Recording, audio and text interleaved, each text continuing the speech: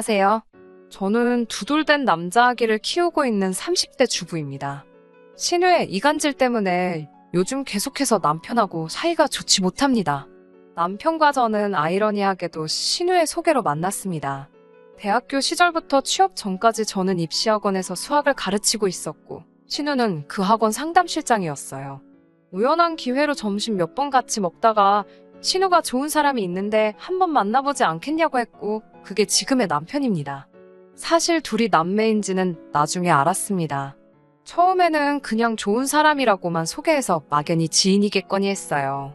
그러다 남편과 세네 번쯤 만났을 무렵 신우와 남매 사이라고 남편이 말해줘서 알았네요. 제가 왜 진작 말하지 않았냐 하니 신우가 제가 누나 있는 남자를 안 좋아한다고 말했다고 하더래요. 저는 그런 말을 한 적이 없는데 말입니다. 하지만 남편이랑 이미 잘 지내고 있었기 때문에 굳이 따지고 들지는 않았어요. 지금 생각해보면 그때부터 따졌어야 했던 건지도 모르겠습니다. 저는 시간을 갖고 좀 알아가고 싶었던 반면 남편은 가능한 빨리 결혼하고 싶어 했어요.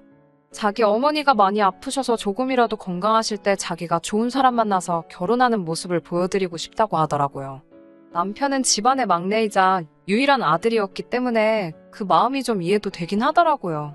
그렇게 저희는 6개월의 짧다면 짧은 연애를 하고 바로 결혼하게 되었습니다. 저는 당시 모아둔 돈이 5천만 원 정도 있었고 남편은 3천만 원 정도 가지고 있었어요. 양가 어른들에게 손 벌리지 않고 결혼하려고 했지만 둘이 1억도 안 되는 돈 가지고는 도저히 안 되겠더라고요.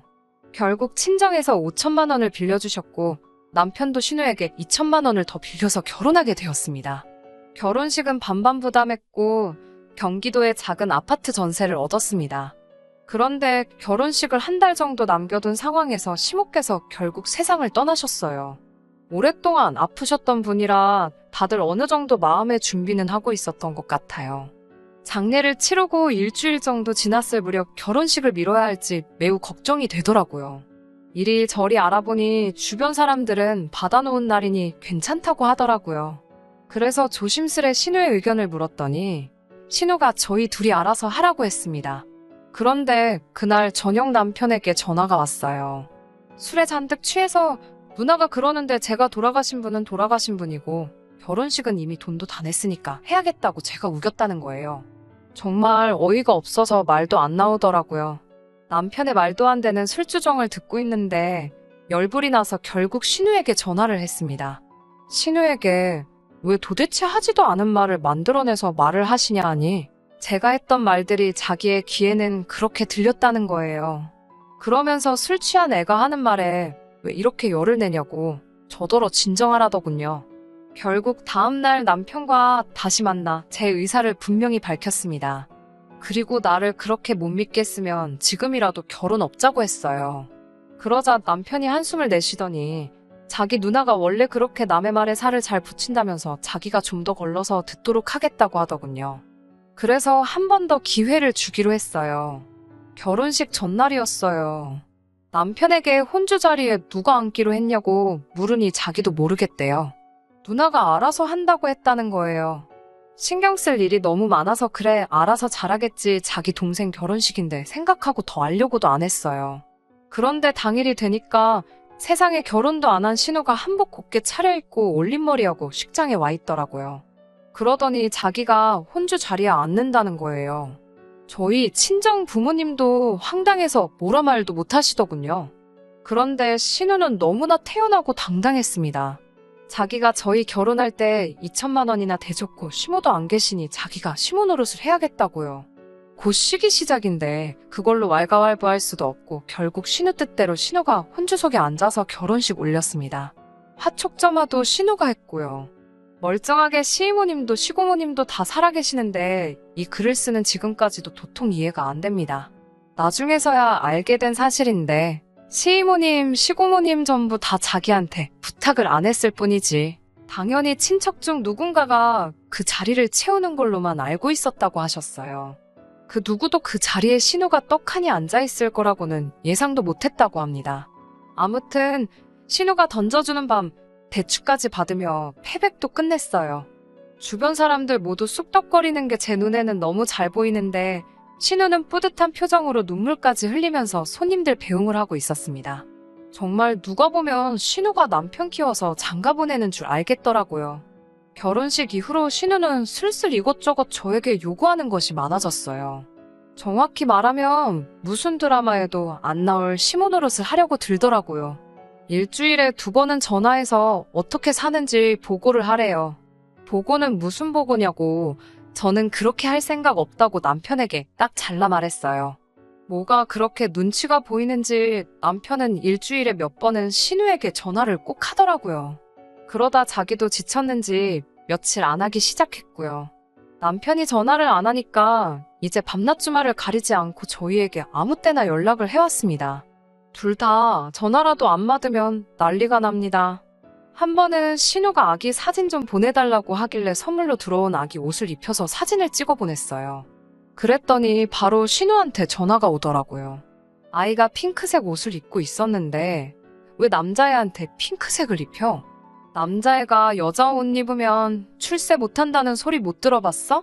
작은 행동 하나에도 신경 좀 쓰고 생각 좀 해가면서 해. 우리 부모님이 살아계셨으면 아주 홍구멍이 났을 거야 라고요. 남편이 선물로 들어온 옷이고 옷이 옷이지 무슨 그런 미신을 믿냐며 뭐라고 하는데도 신우는 자신의 뜻을 굽히지 않더라고요. 그리고 신우의 무례함은 점점 더 도를 지나쳤어요. 남편의 집안은 차례와 제사를 지내는 집안이었고 저는 유일한 며느리였기 때문에 제가 그 일을 담당해야 하는 건 어찌 보면 당연한 일이었습니다. 저도 그 부분에 대해서 불만은 없었어요. 게다가 남편도 소박하고 단촐한 상을 원하더군요. 덕분에 저는 삼색나물과 동태전 정도만 하면 됐어요. 밥과 국은 남편이 담당했고요. 그리고 시모의 첫 제사상을 지낸 후 신우가 남편에게 보낸 문자를 우연히 보게 됐어요. 남편이 신우에게 엄마 첫 제사인데 얼굴도 안 비추는 건 너무한 거 아니냐며 제사상을 사진 찍어 먼저 보냈더라고요. 그러자 신우가 상차림이 이게 뭐냐면서 올케가 우리 집안 무시하는 건 알고 있었는데 이 사진 보니까 정말 한마디 해야지 안 되겠다고 답장이 와 있었어요.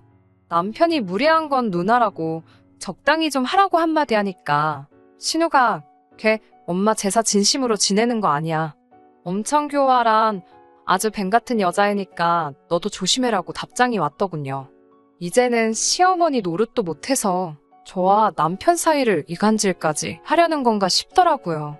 비록 우연히 본 문자지만 이런 내용까지 본 이상 도저히 참고만 있을 수는 없었어요. 그래서 남편에게 일단 핸드폰을 보게 된 건 미안하다고 그렇지만 난 도저히 억울해서 이렇게는 못 살겠다고 이혼하자고 했어요. 그러자 남편도 자기 누나가 아무래도 제정신이 아닌 것 같다면서 자기는 시집도 못 갔는데 우리가 잘 사는 걸 보니 배가 아픈가 보대요. 그러면서 자기가 누나한테 한마디 할 테니까 이번 한 번만 더 용서해 달라고 하더라고요. 제가 그럼 지금 여기서 스피커폰으로 신우한테 전화해서 앞으로 보지 말고 살자고 얘기하라고 했어요. 그러자 남편은 잠시 머뭇거렸습니다. 그러더니 전화를 걸어서는 신우에게 왜 내 와이프를 뱀 같다고 그러냐고 따지더라고요. 그러니까 신우한다는 말이 너 어려서는 내 말에 한마디 반항도 안 하더니 올케 만나고서부터 변했다고 그게 다 올케 새치여에 놀아나서 그런 거야라며 혓바닥 놀리는 게 뱀이지 사람이겠냐고 남편에게 정신 차리라고 하더군요. 남편이 누나 아무래도 정신병이라고 이거 제발 병원을 가든 약을 먹든 하라고 악을 쓰더군요. 둘의 대화를 아무리 이해하려고 해도 이해가 되지 않았습니다. 가만히 있던 나에게 굳이 자기 남동생을 소개시켜놓고 이제 와서 제가 마음에 안 들어 미치겠나 보더라고요. 아마 신우는 학원에서 보이는 저의 단편적인 이미지만 보고는 말 잘 듣는 올케를 기대했던 것 같기도 해요. 저도 학원에서 신우를 직장 동료로 만났을 때는 이런 또라이라고는 상상도 못했으니까요. 전화 통화가 끝나고 다시 신우로부터 문자가 하나 왔습니다. 네 마누라 혹시 산후우울증 아니야? 그것도 정신병이야 라고요. 제가 애 낳은 지 2년인데 무슨 갑자기 산후우울증 타령인지 너무 어이가 없어서 실수가 다 터지더라고요. 결국 남편과 상의 끝에 당분간 신우와 보지 않고 살기로 했어요. 그리고 결혼 때 받았던 2천만 원도 원래는 돌려주려고 따로 적금 들고 있었거든요. 결혼식 날 자기가 그 돈을 줬으니 시어머니 노릇하겠다는 말이 충격적이어서요. 나중 가면 그 돈을 이유로 어버이날에 용돈까지 달라고 할 것만 같아서 당장 형편은 아쉬웠지만 차라리 신우와는 어떻게든 엮이지 않는 것이 상책이라는 생각이 들어 돌려줄 요량으로 모으고 있던 돈이에요. 그런데 그냥 그 돈도 안 주려고요. 그동안 당한 정신적 고통에 대한 보상이라고 해도 되겠죠. 예상대로 신우는 남편의 통보를 받자마자 또 남편이 제 손바닥 위에서 노란하고 있는 거라고 제가 아주 지내 가족의 탄탄한 유대감을 파괴하려 하고 있다며 열변을 토하더라고요. 그 전화를 제가 듣고 있을 거라고는 상상도 못했나 봐요. 도를 넘어선 저를 향한 비난과 험담이 계속되니 저도 말을 아예 하지 않을 수가 없었어요. 전화를 돌려받아 신우에게 인사를 건네니 네가 전화를 왜 받아? 하는 느낌으로 흠칫하더라고요. 제가 신우에게 혹시 마음에 안 드는 게 있다면 저랑 직접 만나서 대화를 나누자고 말을 했지요. 신우는 어디 시집온 여자가 건방지게 오라가라 하느냐고 성질을 내더라고요. 저는 그 말에도 아랑곳하지 않고 그럼 제가 형님 계신 곳으로 가겠다고 어디시냐고 물어봤죠. 자기가 성질을 내고 있으면 제가 쫄아서 이러지도 저러지도 못할 거라고 생각했나 봐요. 그런데 오히려 제가 더 당당하게 나가고 직접 만나자는 식으로 말을 하고 있으니 오히려 신우가 더 겁을 먹어서 만남을 피하려고 하더라고요. 신우에게 단도직입적으로 제가 뭘 잘못하고 뭐를 못해서 계속 이러시는 거냐고 계속 다그쳤어요. 그동안 쌓인 것들이 한 번에 터져나오니 신우가 말할 틈도 주지 않고 쏟아져 나오더라고요. 신우도 제가 하는 말에 압도가 되어서 그런가 쩔쩔매면서 아니 그런 게 아니고 하면서 제 기분 살피면서 말을 아끼더라고요. 겁을 먹었는지 어버버대면서 말도 똑바로 못하는 걸 보니 제가 이런 면을 가지고 있었는지 처음 알았던 것 같습니다. 형님께 단도직입적으로 남편의 누나로서 책임감을 느껴 시어머니 노릇을 하고 싶으신 거냐? 아니면 그냥 우리 둘 사이가 좋아 보여서 질투가 나서 그러시는 거냐? 그것도 아니면 둘 다냐? 하고 물어봤어요. 신우는 그런 게 아니고 하면서 변명을 하려고 했지만 아무 말도 못하고 결국 전화가 다 끝날 때쯤이 돼서는 내가 그랬어. 그것 때문에 기분이 나빴으면 미안해. 하면서 제게 사과를 해오더라고요. 충분히 참교육을 시켜준 것 같아서 전화를 끊었습니다. 하지만 신우는 그치지 않고 계속해서 남편에게 제 험담을 늘어놓았다고 해요. 하지만 남편의 칼 같은 차단으로 신우의 이간질은 통하지 않았고요. 오히려 이번 일을 통해서 남편이나 전화하고 싶은 얘기가 있으면 서로 솔직하게 터놓고 이야기하게 되었어요. 그러다 보니 오해할 일도 없고 서로 더 잘 이해할 수 있는 돈독한 사이가 된 것 같아서 정말 좋고 행복합니다. 남도 아니고 자기의 가족, 남동생의 일인이 아버님, 어머님 두 분 다 계시지 않는 와중에 신우가 충분히 그럴 수 있다고 생각은 해요. 하지만 그 정도가 또 지나치다 보니 저도 참을 수가 없었습니다.